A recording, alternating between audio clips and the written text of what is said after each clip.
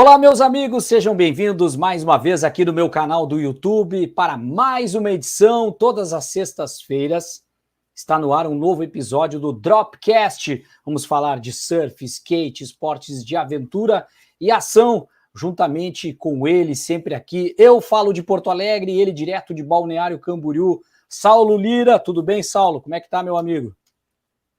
Tudo bem, Caco? Estamos aqui mais uma vez para o nosso Dropcast, né? Eu costumo dizer que todo mundo querendo subir na vida e a gente querendo dropar, né? Botar para baixo. Verdade. Então eu peço, Saulo, fala. E hoje a gente tem um convidado, né, super especial, que além de um grande profissional do mundo do surf, do universo do surf brasileiro, é meu amigo pessoal há muito tempo, a gente vai desenrolar aí. Ele é Dinho Leite. Tá aqui, vamos botar ele na tela. Tudo bem, Edinho? Seja bem-vindo. Opa, boa noite a todos. Boa noite ou bom dia, boa tarde, né? Afinal de contas é podcast. Prazer conhecer o Caco e Saulo Lira aqui já inúmeros verões juntos, né, meu irmão? Tá falando da onde, Edinho?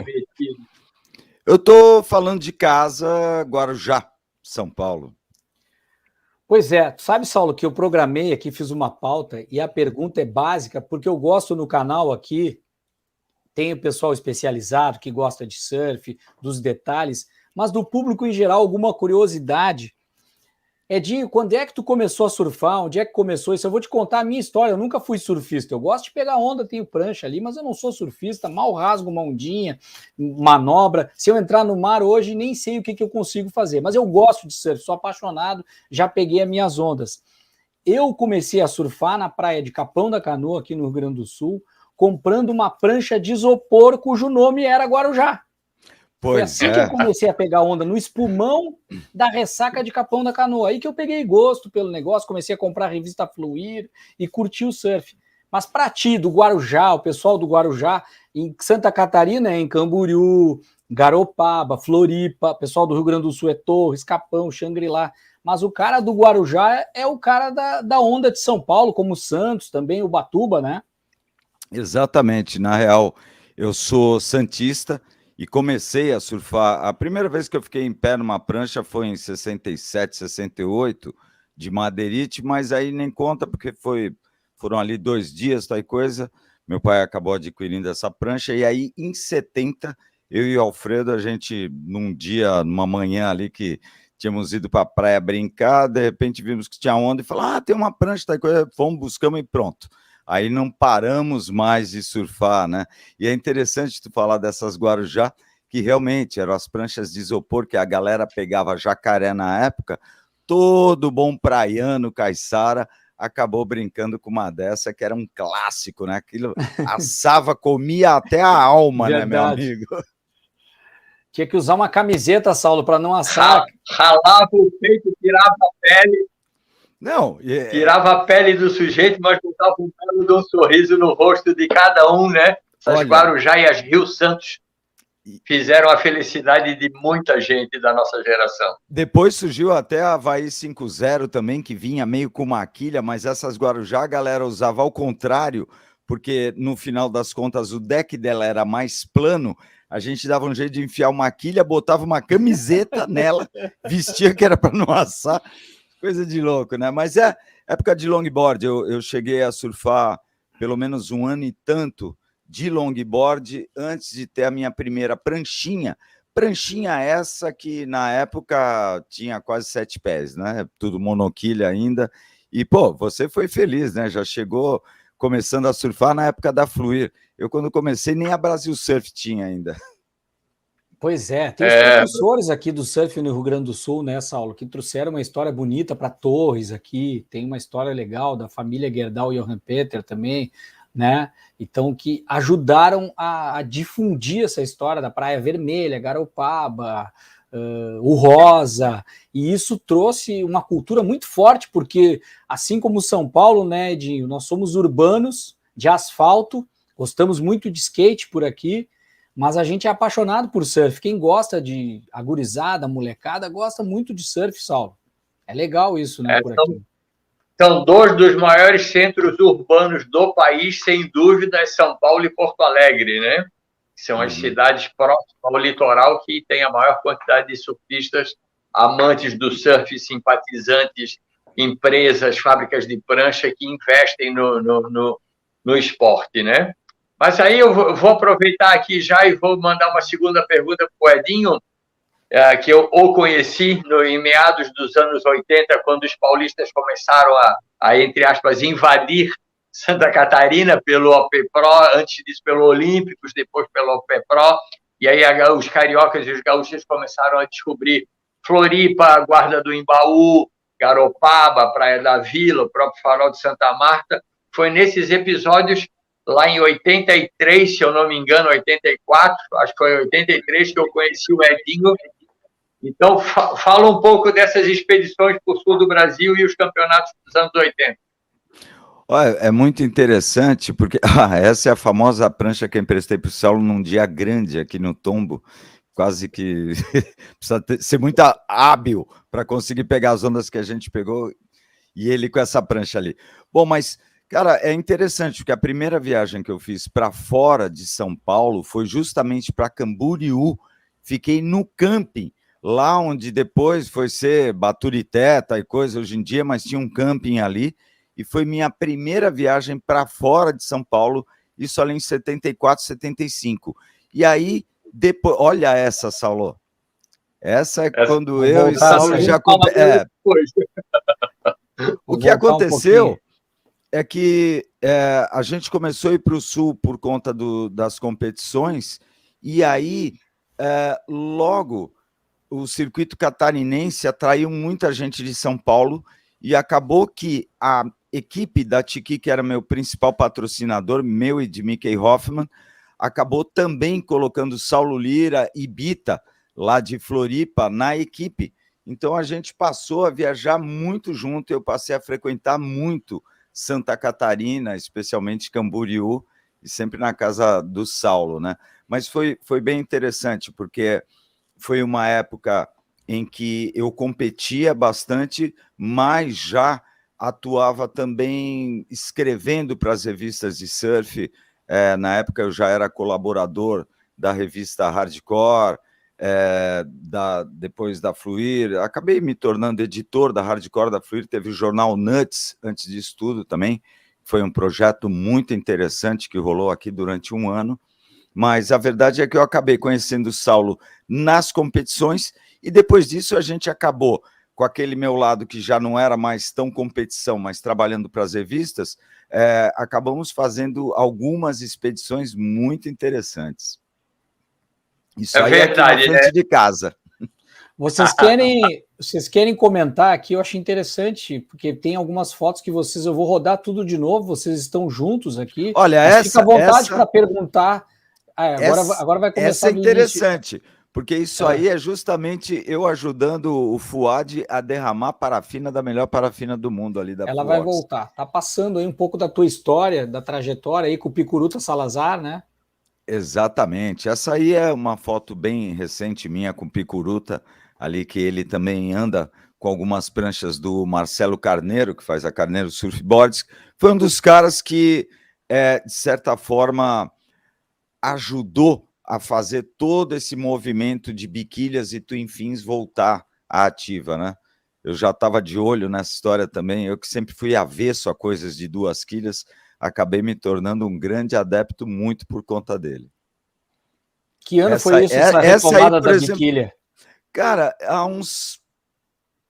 quase 10 anos atrás, porque eu ainda trabalhava, eu fazia o hardboard, que era aquele especial da revista Hardcore sobre pranchas, e ali eu comecei falando sobre a história da biquília, e aí depois, no ano seguinte, o Marcelo veio com a questão de produzir aquelas old school fish, como a gente usava ali nos anos 70, 80, essa foto é aqui na frente de casa. E aí tá aí uma Twin Fin também, essa muito mais parecida com as pranchas do Mark Richards, essa foi a que o Saulo acabou usando quando esteve aqui comigo, essa do Shaper Neco Carbone, também um grande amigo. Tem uma rabeta bonita, né? quebrada, bacana, bonita Não, mesmo. Essa prancha é o tipo, foi o modelo de prancha que revolucionou o surf ali nos anos 80, antes do surgimento das trequilhas, né? Foram as Twin Fins do Mark Richards. Era bem mas esse modelo. vamos lembrar que essas pranchas hoje são muito mais usadas, né, em ondas pequenas, gordas, marolas. E em 2019, nós passamos o nosso aniversário juntos lá no Guarujá. A gente tem uma diferença de um dia. E aí, só que ele me emprestou essa prancha, tinha 3 metros de onda, eu de biquíni, assim, eu cheguei na praia, os caras olharam para mim e falaram: Saulo, tu tem certeza que é com essa prancha que tu vai, velho? Tu já viu o tamanho do mar? Eu falei: pois é, mas é a única que eu tenho. E foi o Edinho que me emprestou, ele é meu amigo. E os caras, meu amigo. Não, roubado, hein? E naquele mar ali, acho que estávamos só eu, você e o Amaro, né? Não tinha ninguém, o mar é enorme. Mas foi E aí, Caco, e telespectadores todos, né? Essa é uma foto muito bacana de uma expedição que a gente fez já nos anos 90 para o Chile. Na verdade, né, são quase 40 anos de amizade, ou já são, né, quase isso, e a gente tem inúmeros capítulos assim, profissionais, pessoais, divertidos, bem-sucedidos, roubada, sinistra. Cara, a gente já teve da maré mais seca à maré mais alta, né, tanto profissional quanto pessoal, e, cara, isso tudo faz parte de uma bagagem, de uma amizade, cara, de 40 anos, é muito animal. Edinho, mas já que a gente falou ali da foto da expedição do Chile, relata para a gente um pouco a loucura. Fomos para o Chile de Kombi em 1997, 26 pranchas, 4 skates, 12 long john e um fotógrafo. Relata para a gente a emoção daquela expedição ao Chile. Eu lembro que a coisa que marcou muito, e eu acabei até escrevendo isso no editorial da revista Hardcore, foi o fato de que eu comecei o editorial falando que meu avô, que era natural da Ilhabela, né, em São Sebastião, vinha de canoa da Ilhabela remando para Santos nos anos 30, ali, 20, 30. E aí eu falei, bom, por que não ir de Kombi para o Chile com o Saulo Lira, o Claudinho e o Levi, com a incrível quantia de R$100. Aí o Saulo, a gente conseguiu várias pranchas, patrocínio da Sector 9, Bad Boy, tal coisa, e a gente acabou viajando para o Vale Nevado numa expedição em que o intuito era fazer snowboard, andar de skate e surfar. E olha, a gente conseguiu fazer tudo, Saulo vendendo prancha no meio da neve, aquelas coisas, né, assim. Mas fomos de Kombi e voltamos. Legal. A gente teve alguns registros até na TV dessas expedições, né, Saulo? Sim, né? E aquela, Caco, essa que nós estamos comentando, foi a precursora daquilo que nós viemos a fazer depois lá no RBS Esporte, já no meados dos anos 2003, 2004, 2005, né? A gente fez bastante coisa ali, e essa aí foi a precursora dessa história toda, né? E a gente também fez inúmeras outras expedições, Trilha das Onças, né? O Edinho também, com outro grande amigo nosso, o Albertinho, fez América Central, e ali ele era surfista e o repórter, a gente levava mais algum surfista renomado e um fotógrafo, e na época era o que tinha, as revistas, né? Não existia site, não existia nada dessa tecnologia que existe hoje, né? De sites, né? E o Edinho falou ali daquele encarte que era especial sobre pranchas, né, Edinho? E o Edinho até hoje, né, tem o Quiver Mágico. Eu me tornei shaper, mas ele se tornou um piloto de teste, digamos assim, de pranchas, e um excelente conhecedor de construção de prancha. Fala para a gente disso, Edinho. Eu realmente sempre fui tarado por pranchas, né? Participei de várias equipes de prancha, tal coisa, e a hora que eu parei de competir, eu fiquei ainda mais curioso, e o meu desafio era andar com tudo que é tipo de prancha. Então, desde uma mini cima, uma longboard que eu já gostava, ou a laia, ou qualquer prancha. E aí isso acabou se encaixando muito com o nosso canal, que é o Série ao Fundo, né, no YouTube, e o meu programa, específico é o Quiver Mágico, em que eu faço test drive, falo sobre prancha, falo sobre características de pranchas ou pranchas específicas. E essa é a Matilde, que apareceu aqui, me visitando da França. O Saulo conhece a Matilde também. Oi, Matilde, boa noite, querida. Saulo. Boa noite. Olá. Tudo bem? Agora, o interessante disso tudo, Saulo, é que como as coisas acabaram se encaminhando, né? Como eu falei, na verdade, eu nunca gostei de competir na vida. O Saulo era um competidor nato, né? Assim como o Mickey Hoffman, por exemplo. Mas eu e o Alberto, a gente competia porque era uma maneira de que um patrocinador nos pagasse para a gente fazer o que a gente gostava, que era pegar onda. A hora que a gente conseguiu encaixar a questão de o Alberto como fotógrafo e eu como escritor, de fazermos viagens, eu acho que a gente abriu uma trilha interessante.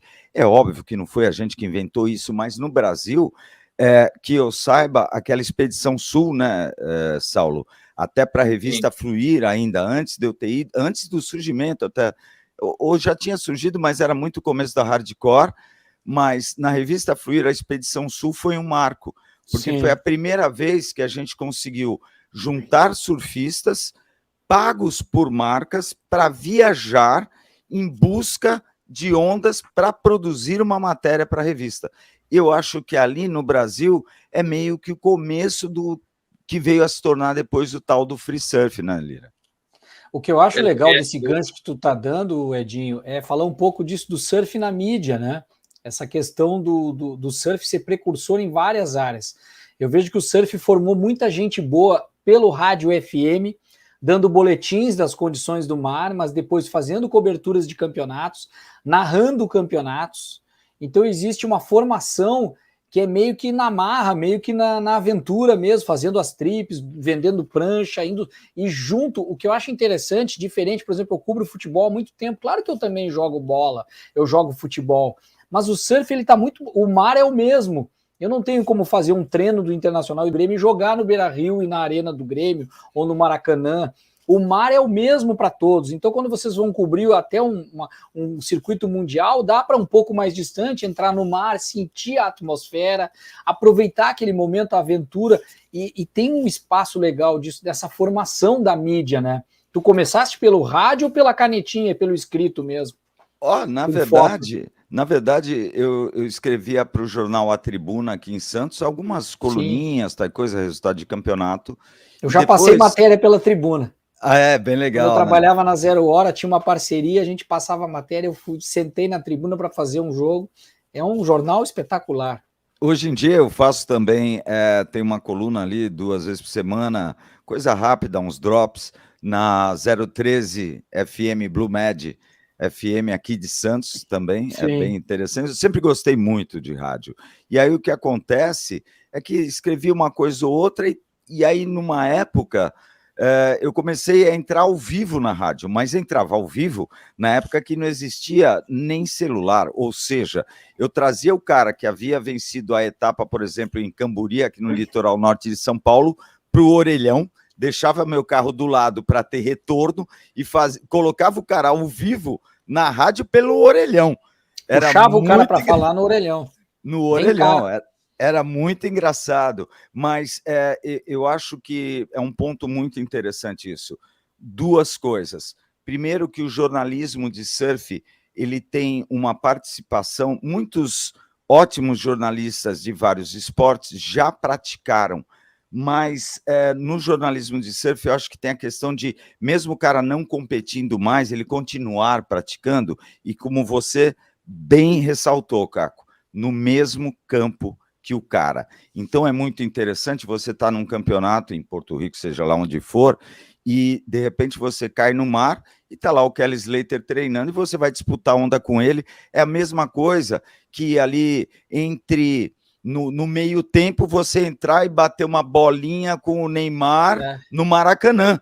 Nenhum outro esporte faz isso, em que o fã, por mais beginner, por mais iniciante que seja, ele pode estar na areia, no mar, assistir a bateria de dentro d'água, pegando as mesmas ondas que os atletas, os melhores atletas do mundo, né? Dependendo do mar, é claro.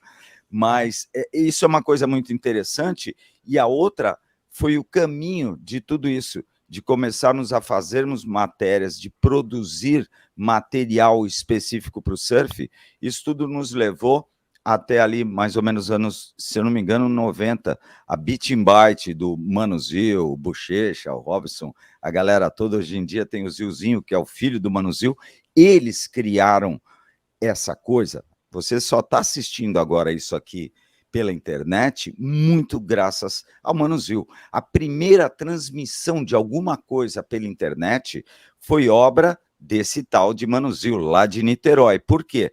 Ele foi o cara que criou o sistema de computação para os juízes darem notas que saíam na hora para o locutor poder falar na praia, e ele se ligou com o advento da internet, na época que ainda era aquela discada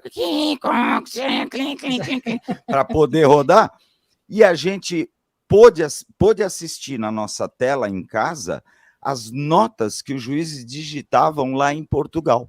Para quem não sabe, Portugal é super importante na telefonia digital do mundo, né? E aí o Mano conseguiu fazer isso, e já no ano seguinte ele conseguiu colocar junto imagem e som. Ou seja, a primeira transmissão de webcast foi feita e criada pelo surf. Assim como tantas outras, por exemplo, a primeira transmissão via iPhone, com toda uma tractana que o Pedro da ESPN criou. A gente entrou, por exemplo, ao vivo de Porto Rico, naquele evento em que o Kelly Slater foi 10 vezes campeão mundial, a Stephanie acho que foi 6, o que o Andy Irons faleceu, né, antes do começo do campeonato, e a gente entrou ao vivo na ESPN por iPhone.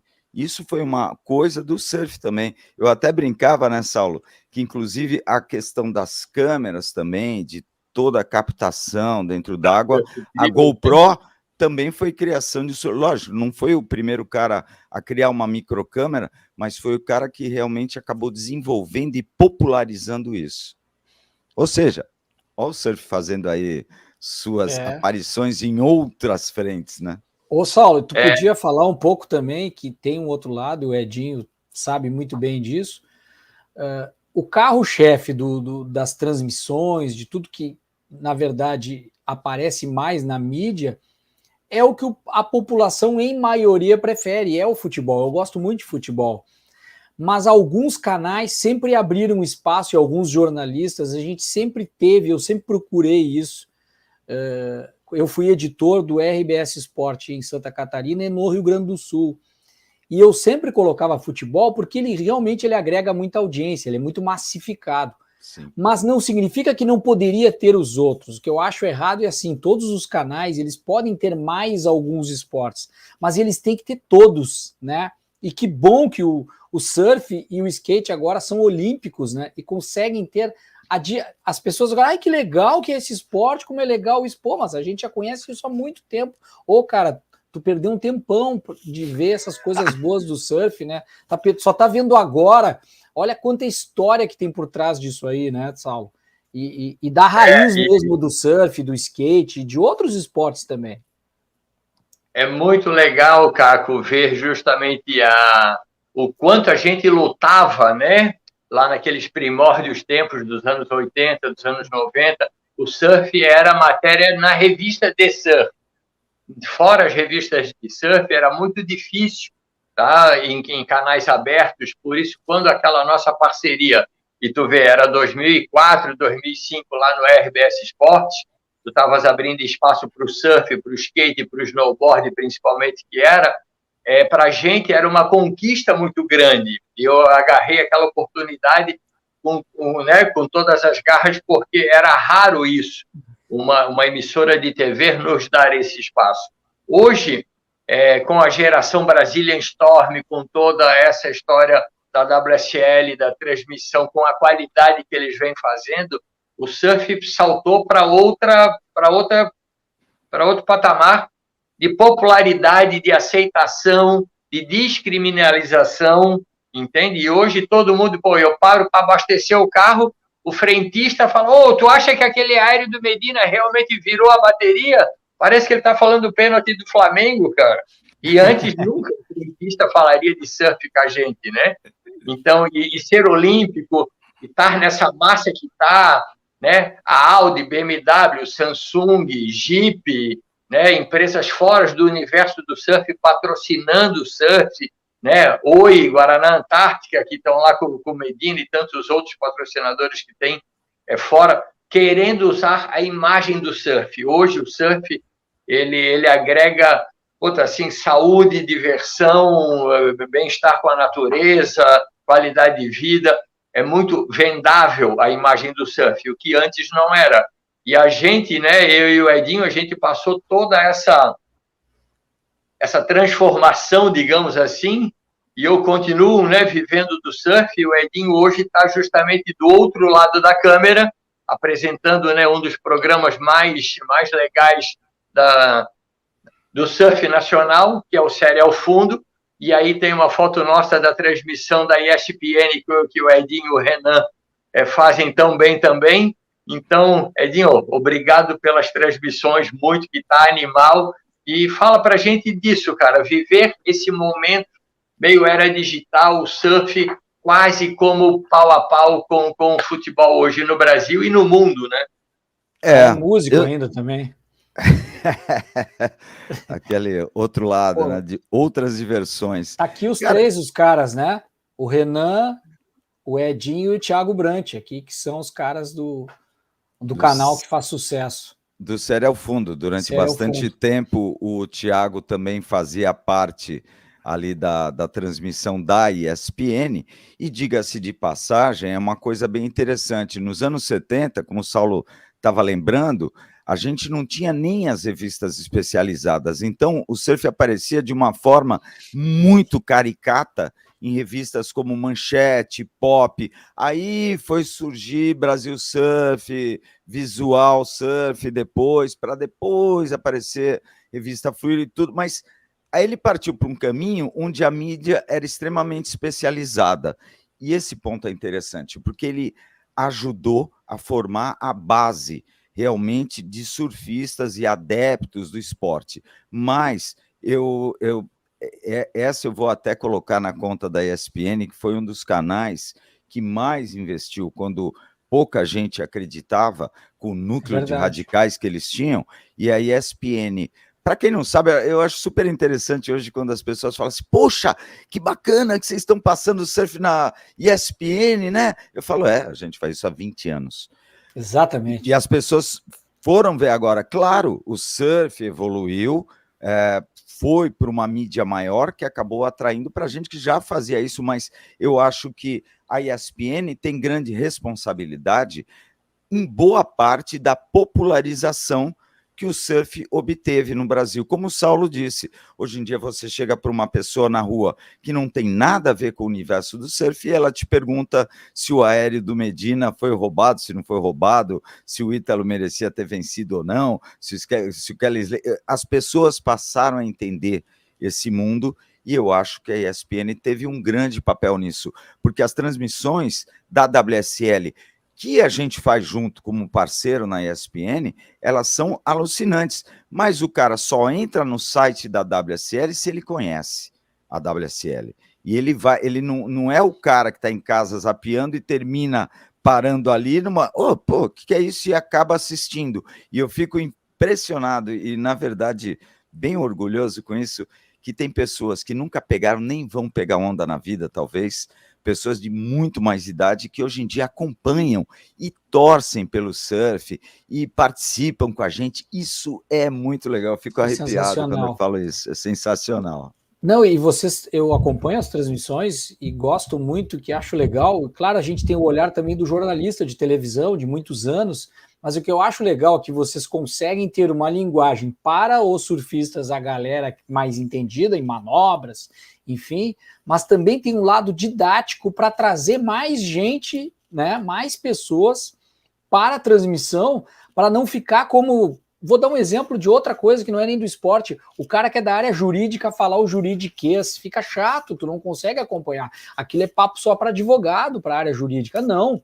O Papo Surf tem uma linguagem, mas tu consegue abrir, vocês conseguem fazer isso muito bem, e os canais ESPN, sou suspeito para falar, são espetaculares, e em todos os esportes nas transmissões, e no surf não é diferente. Meus amigos vivem me mandando no WhatsApp, a bateria do Medina tá na água, tô vendo na ESPN agora e manda foto, porque às vezes a gente tá no carro, tá em outro lugar, não tá vendo, por mais que a ESPN tem o streaming agora, né?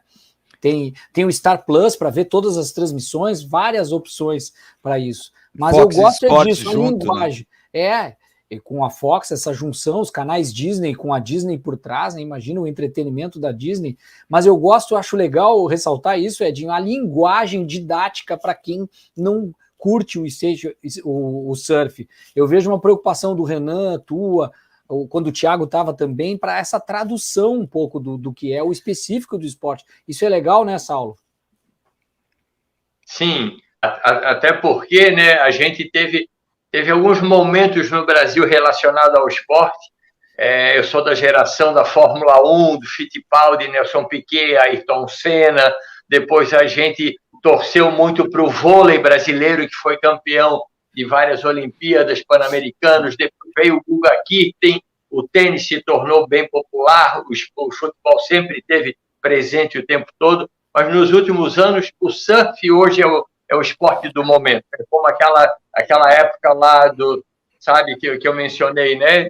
Que os esportes tiveram seus momentos, o momento atual é do surf. E isso tem uma responsabilidade, né, Edinho? Como passar a informação para os surfistas profissionais, para a tribo do surf e para todos os leigos que estão chegando para esse universo. É uma responsabilidade isso?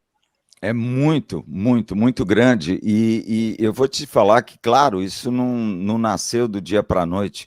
Como eu comentei, a gente já levava ao vivo, numa época que ainda não era nem pago o canal, a ESPN, a gente transmitia o Super Surf.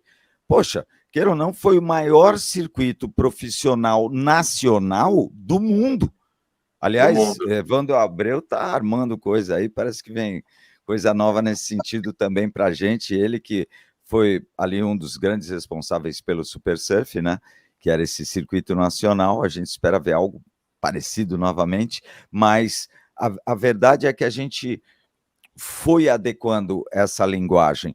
E o mais importante, sabe qual foi? A gente teve a liberdade que a ESPN nos deu, sempre nos guiando, mas ela dava uma liberdade que o Caco sabe. Quando é que podia entrar com o celular ligado numa cabine de transmissão? Me fala. Nunca. Não. E a gente começou a fazer isso. Isso é inovação, né? E começou a interagir. Eu mandei muito oi para ti, para tu mandar um abraço ao vivo na transmissão para a galera de Balneário Camboriú. E era pelo telefone. Exatamente, mas isso antes era impensável, e a gente começou a fazer isso sentindo toda a mudança digital e das redes sociais, como elas tinham que interagir junto, e hoje em dia você vê que todo mundo faz isso, todo mundo responde o WhatsApp, Twitter, não sei o quê, durante uma transmissão ao vivo, o que foi muito legal, né? Essa interatividade é fantástica. Eu vou compartilhar aqui um pouquinho de um dos teus quadros que tu falou, né, da playlist aqui, eu achei aqui, para colocar, Edinho. Tu tá falando aqui da Biquília Fish, olha aí, ó. Vou colocar aqui, ó. Esse vídeo aqui. O Kiver Mágico, é isso aí? É isso aí. Eu estava comentando. Essa justamente foi uma Aquela das primeiras... Picuruta. Isso, a do Picuruta, na verdade, surgiu depois, esse modelo aí que eu tô na onda, tinha uns 2 anos, e a do Picuruta já é uma modernização desse modelo old school do Carneiro, modelo que acabou se tornando um grande sucesso, a galera experimentando uma coisa antiga. É uma maneira diferente de você surfar, é outra linha que se faz, mas o bacana do surf hoje é isso. Ele também se tornou muito mais diverso e aberto a outras maneiras de se surfar do que só aquela coisa de competição. Ali nos anos 90, né, Saulo?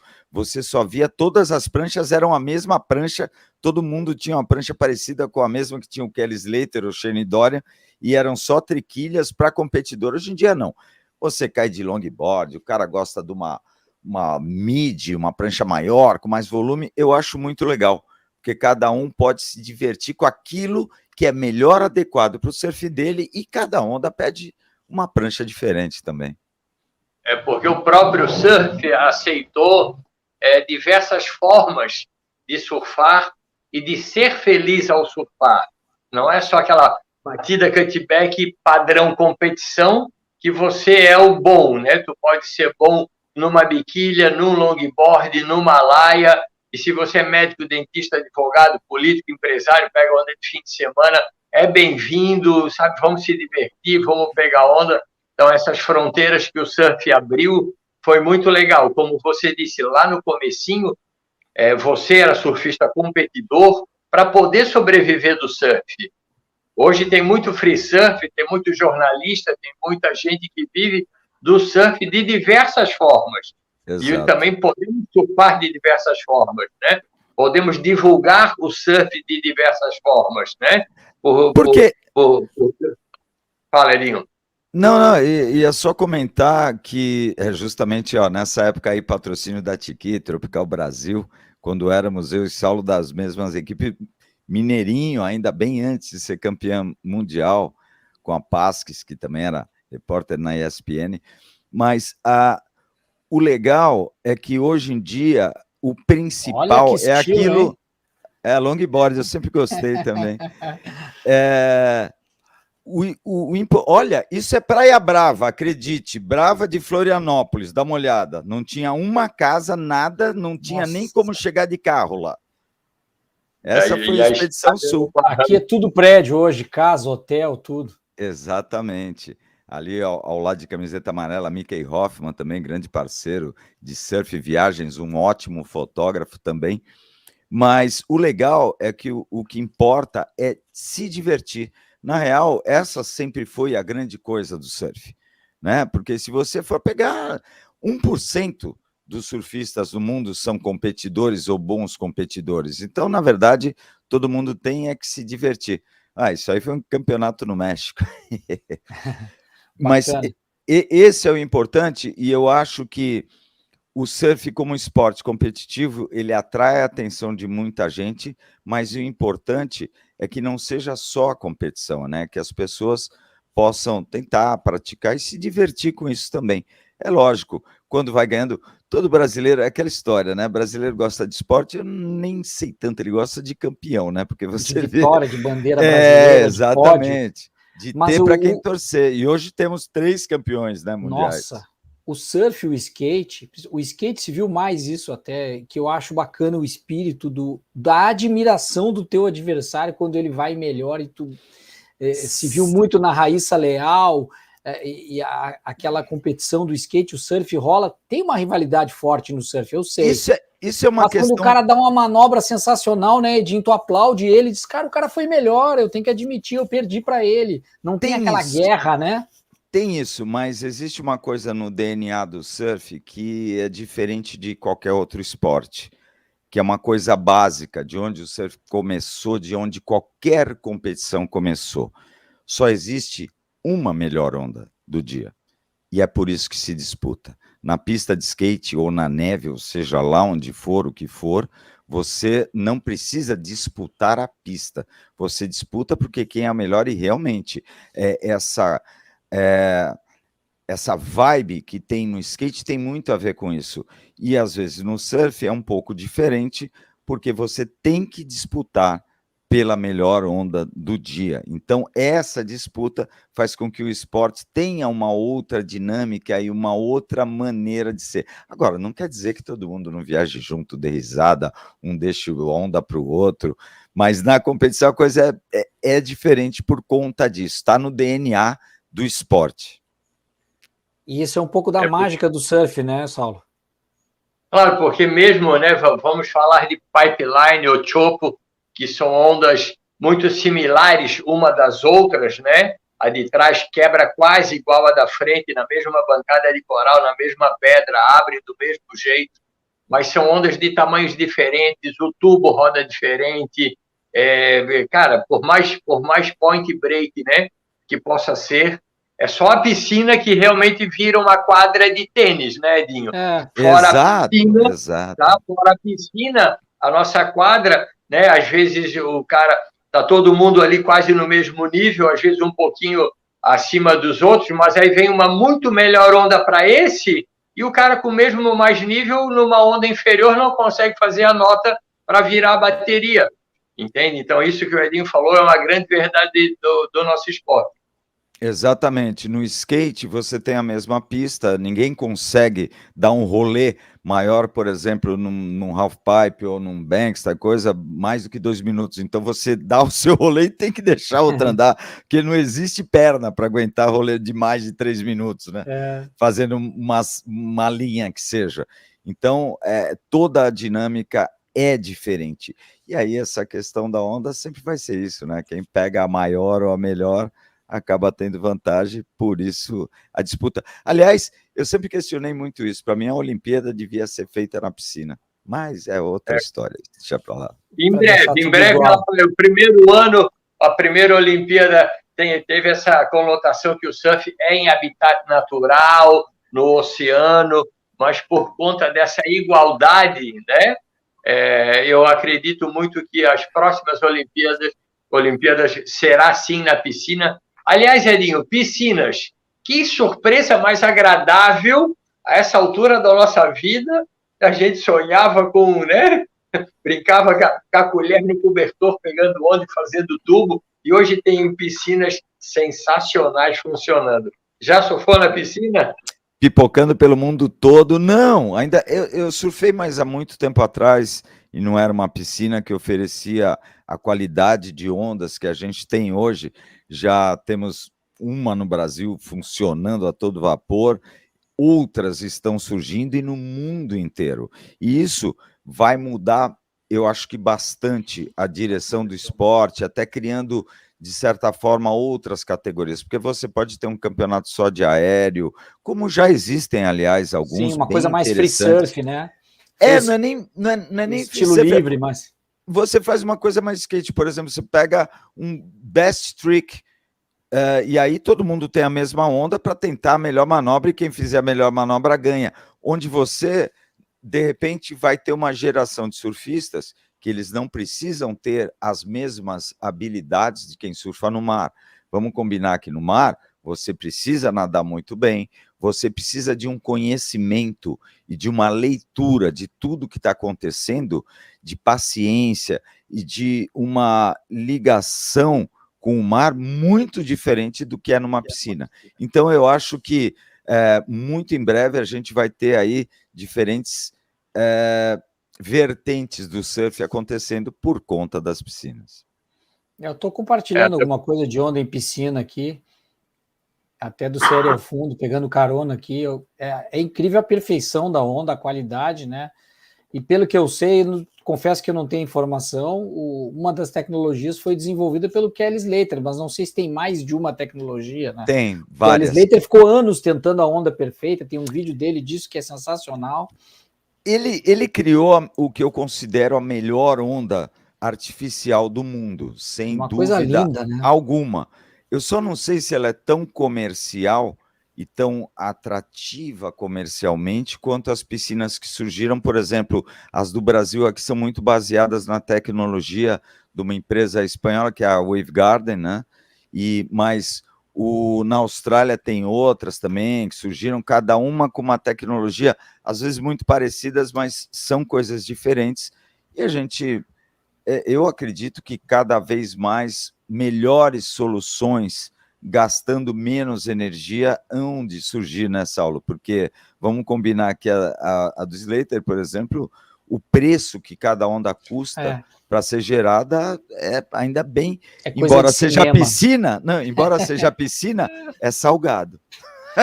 Sabe, Saulo, Edinho, que o sonho do gaúcho aqui é ter uma onda aqui.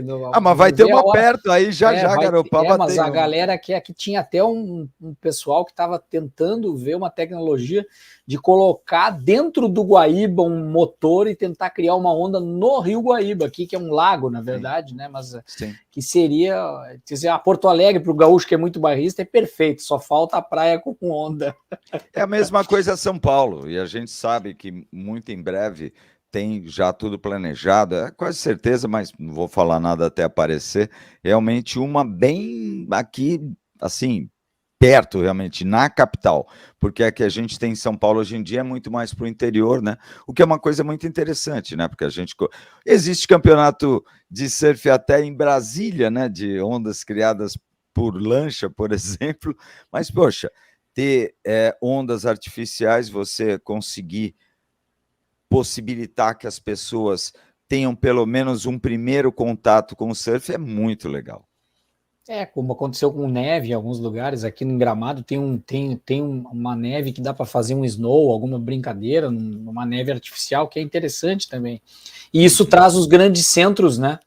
Os grandes centros econômicos podem promover campeonatos, enfim, e popularizar o esporte, que é o mesmo, enfim. Saulo, a gente tem que ir para o encerramento aqui, agradecer o Edinho. Não sei se tu tem uma pergunta final, eu sei que tu tem aquela carta na manga que tu vai tirar agora, para a pergunta final para o nosso convidado aqui. Cara, assim, né? Eu conheço bem ele, mas os nossos telespectadores, o Edinho, ele é surfista, ele é repórter, ele é músico, ele é filho, ele é amigo. E esse cara todo, como está a fim de prosseguir vivendo? Da mesma maneira, eu espero, enquanto der. Cara, a melhor coisa que a gente tem na vida são os amigos que a gente faz durante esse tempo que a gente está por aqui. E claro, se você puder se divertir e aproveitar esse mundo que está aí para a gente aproveitar, ótimo. Legal é poder sempre aproveitar e fazer com que os outros também aproveitem e passem um tempo legal por aqui. Eu tenho muita felicidade de ter os amigos que eu tenho, assim como o Saulo, amigo de muitos e muitos anos, que me ensinou muita coisa, e a gente continua aí, sempre aprendendo, e quando dá, pegando umas ondas juntos. Pois é, para fechar a minha pergunta, Edinho, a minha pergunta é: qual foi a tua maior onda, aquela inesquecível, ou ainda está procurando ela? Deve ter tido aquela primeira grande onda que tu nunca esquece, aquele dia que tu foi para casa e ficou procurando até uma concha, alguma coisa, para guardar aquilo para sempre na memória. Que dia foi esse e aonde foi? Cara, isso tem uma coisa muito engraçada, não para assim, mas por acaso eu estava conversando com o Kelly Slater, uma coisa que eu acho muito interessante. Eu nunca sonho pegando onda. Nunca sonhei. Nunca consegui sonhar. Eu vejo os outros surfando, mas eu surfando, nunca sonhei. E eu não consigo ter uma onda que eu fale assim, nossa, essa foi a melhor onda da minha vida, ou tal coisa. Eu lembro talvez da maior, tal coisa, mas não tem tanto importância. Mas uma muito específica foi um tubo em feed, que por acaso quem me colocou foi ele. Ao ver que eu estava com dificuldade de me achar no pico, o Slater chegou e falou, não, rema ali, fica ali em cima daquela pedra do coral, ali daquele coral, tá, e coisa, fica ali e acredita que é ali que tem que dropar. E, cara, foi um dos melhores tubos que eu já peguei na vida e foi legal por ter sido um presente, né, de um cara que eu sempre admirei muito. Mas, cara, tem tanta onda que a gente já pegou com tanta gente, até para mim mais importante do que o Slater, como com o Saulo, por exemplo, num mar enorme em que só estava a gente com as pranchas erradas. Isso sim é divertido. É legal. Ô Caco, na verdade, o Edinho tem um pouco do que eu tenho. Às vezes me perguntam isso, né? Qual a melhor onda, qual o melhor campeonato, qual a melhor viagem próximo. É verdade. Então, a melhor onda da vida é a próxima, pode ser amanhã.